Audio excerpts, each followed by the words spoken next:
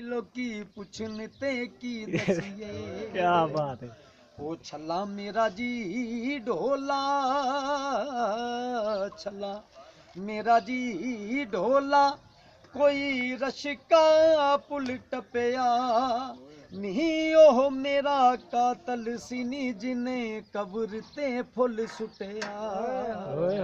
ओ छला मेरा जी ढोला, दो मरचा चार दियां, छला मेरा जी ढोला, दो मरचा चार दियां, नाले सोनी पट्ठे वड दियो, नाले डी काने यार दियां।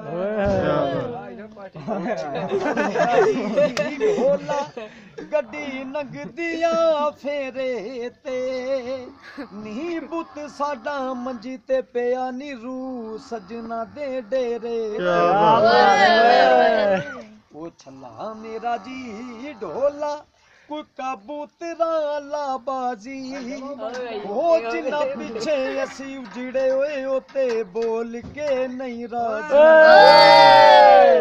छला मेरा जी ढोला, कोटली पिंड नू राजां दा, ओ जे साडा सजन होंदा ओ सानू छड़ के ते ना जांदा।